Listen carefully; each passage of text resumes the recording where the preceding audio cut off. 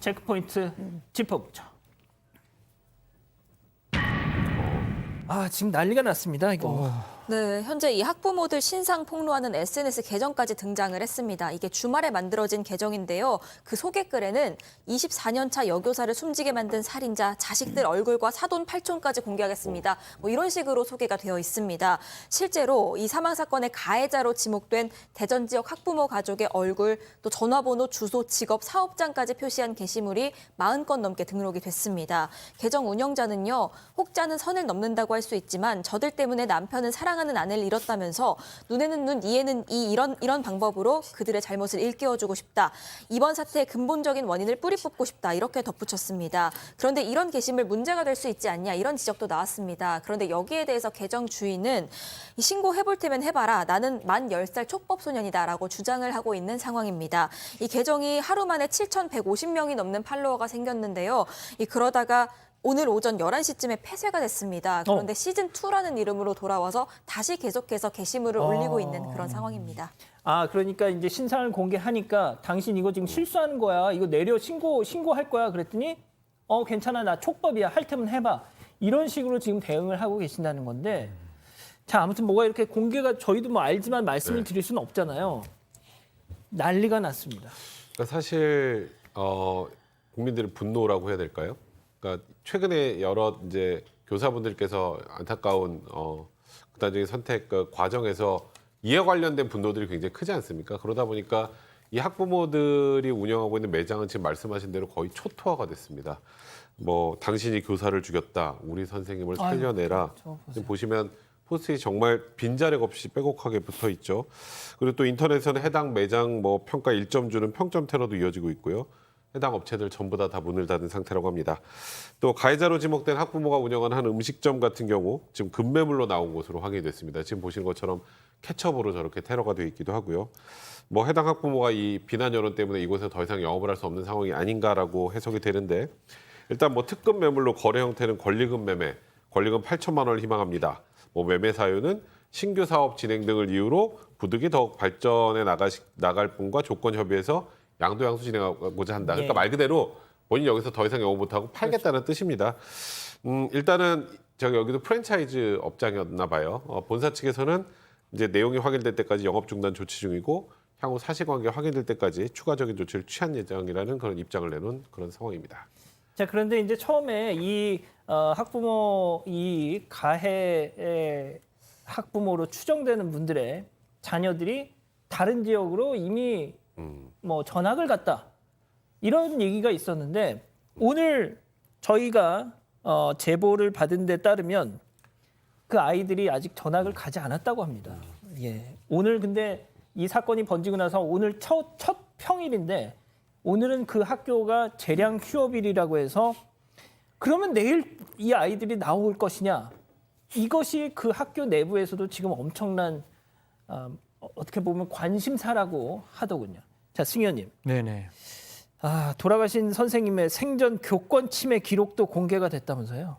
이 교권 침해 기록을 보면 진짜 좀 아연실색을 할 수밖에 없는데 1학년 아이들 4명이 좀 이렇게 좀 싸웠는가 봐요. 그리고 그 학부형들 입장에서는 우리 아이가 뭔가 부당한 대우를 받았다라고 생각을 했는가 봐요. 그러면 가서 그냥 말을 하면 되는데 이제 그 교권 침해 내용에 보면 교사한테 무릎을 꿇어라라고 이야기를 했다라고 합니다.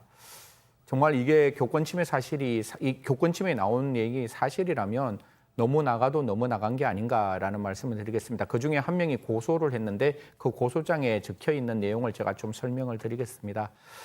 다른 아이 앞에서 원래 그 아이가 뭐 지우개를 씹었다라는 이야기가 나오는데 지우개가 아니라 뭐 껌을 씹었기 때문에 그 껌 씹은 아이에게 공개적으로 바깥에 나와서 혼을 냈다. 아니 뭐 지우개를 씹던 껌을 씹던 이야기할 수 있지 않을까요? 그리고 또 뿐만 아니라 당연하죠. 이렇게 배식을 받는데 배식 받는 데서 이렇게 아이하고 티격태격 싸웠다는 거예요. 근데 아이 배를 이렇게 툭 때렸다는 거예요. 그러면 배는 때리면 안 되는 행동 아닌가요? 그래서 그 아이를 불러서 혼을 냈다라고 합니다. 그게 이제 아동에 대한 정서적 학대라고 생각하고 이 학부형은 고소를 했는 듯 그렇게 보입니다. 저희가 지난 금요일 날 이 방송 처음 전해드리면서 한 동네에 살다 보니까 교에서 오다 가다 만나면 야, 너 일로 와봐 하면서 이 선생님한테 이 가해 학부모들이 그런 짓을 했다는 거지 않습니까? 자, 근데 뭐 그런 게 다 결국 무혐의가 났어요. 뭐 배를 때리고 뭐 지우개를 씹고.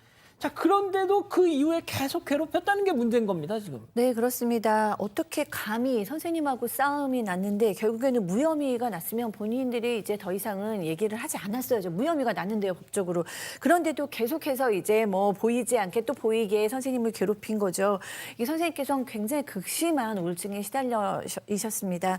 왜냐하면 1학기 내내 이렇게 너무너무 극심하게 이제 난리가 난 거죠. 그래서 그 학생을, 그 문제의 학생을 더 이상 지도할 수가 없는 상태에 처했습니다. 그런데도 불구하고 그 학생은 조금도 나아지지 않은 거예요. 계속 수업 방해하고 참여하지 않고 다른 친구 괴롭히고 그러다 보니까 선생님이 지도는 할 수 없고 이런 상황에서 선생님께서 무기력감 뭐 이런 거에 시달리셨고 또 자긍감, 교사로서의 자긍감이 완전히 없으시면서 우울증 약을 드셨고요. 그때부터 3년 동안 계속해서 이제 정신과 진료를 받게 되었습니다. 아무리 스스로 다독여도 그 마음이 힘든 건 어쩔 수가 없는 상황에서 이 서희초 사건이 일어난 거예요. 근데 선생님께서 그 공포가 너무나 떠올라서 늘 울기만 했다라고 하셨다는 걸 전해 듣고 아, 정말 그 아픔에 완전히 동일시 되신 거죠. 동일시 돼서 우리는 다 화를 내고 있었지만 선생님께서는 화도 나지 않고 공포감에 휩싸이셨던 것 같습니다. 자, 지난 4년 동안 이렇게 괴롭힘을 당했는데도 교사를 돕는 곳은 없었습니다. 특히 이 교권보호위원회, 이거 도대체 왜 안 열렸는지 저희 너무 궁금했는데요. 관련해서 대전 교사 노조에 물어봤습니다. 이 선생님은 분명히 교권보호위원회를 내가 네. 신청했다라고 기록을 했는데 네. 학교 측에다가 저희가 문의를 해봤어요. 그 당시 네네네. 관리자들한테. 네네. 이 관리자들은 그 선생님이 우리한테 그런 신청을 한 기억이 없다 이렇게 하세요. 근데 이제 문제는 뭐냐면 예. 교권보호위원회는 이제 신청서를 작성하는 게 아니고 네. 구두로 보통 가가지고 나 하고 싶어요 이렇게 얘기를 하면 네. 그때부터 아 그래 그럼 하자 하면 그때부터 사안이 접수돼가지고 이렇게 진행을 하는 거거든요. 예, 예. 그러니까 증빙 자료가 없는 거예요. 자, 교권보호위원회. 아, 그 교사가 그걸 했다는 증거가 없다 보니까 이제 어떻게 보면 학교 이 책임자, 당국자들 입장에서는 아유, 그 교사가 부탁한 적 없다. 그거 열어달라고 한 적이 없다라고 발뺌을 할 여지가 있다라는 게 지금 이 교사 노조의 주장입니다. 자, 승현님. 네. 자, 또 중요한 거.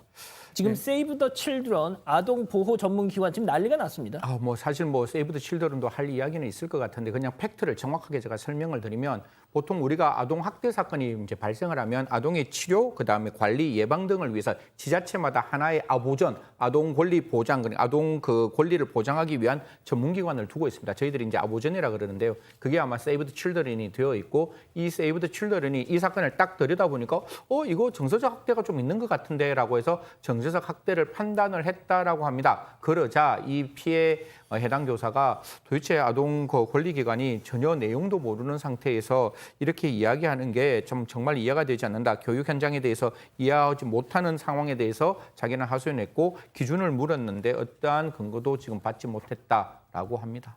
세이브 더 칠드런 측 입장이 나왔습니까? 네, 세이브 더 칠드런에서는 어쨌든 결과적으로는 피해 교사가 생겨서 책임을 통감하고 유감이다라고 밝혔습니다. 이 단체, 우리 단체는 경찰의 요청으로 조사 결과를 넘기긴 했는데 거기 처벌과 관련된 내용은 담기지 않았다라고 얘기해요. 맨 처음에 이제 이 사건이 터졌을 때 예. 본인들이 이거에 대해서 이제 의견을 내야 되는 상황이라서 아동, 학부모, 교사를 다 면접을 했고요. 그래서 맨 처음에 이런 의견을 썼대요. 예, 예. 아동에게 심리적 어려움이 있음을 확인했고 상담과 치료가 필요하다라는 취지의 내용을 썼는데 그 당시에는 이게 이제 결과를 제출할 의무는 없었기 때문에 제출하지 않고 있다가 2020년 초에 아동의 학부모가 경찰에 고소를 하면서 이거를 꼭 내라라고 해서 이런 의견을 냈다라는 것입니다. 어쨌든 본인들은 지금 책임을 총감은 한다라고 밝혔습니다. 예. 다시 한번 말씀드릴게요. 이 고인, 돌아가신 대전 이 초등학교 선생님은 세이브 더 칠드런에 수년 동안 후원을 했던 분입니다. 야.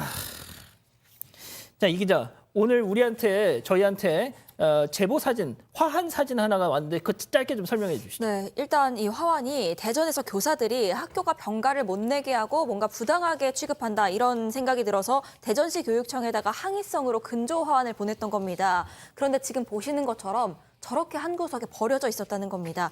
그래서 제보자는 이게 교육청에서 교사들을 어떻게 취급하는지 단적으로 보여주는 사진이다라면서 제보를 주셨습니다. 이와 관련해서 확인한 결과 제보자가 말한 그들이 보낸 그 건조화는 아닌 걸로 확인이 되긴 했는데 했는데요. 이 교육청 측은 마치 대전 교사 사건 이후에 온 화환처럼 비춰져서 난처하다면서도 다만 화환철이 저렇게 한 건 잘못이다라고 인정했습니다.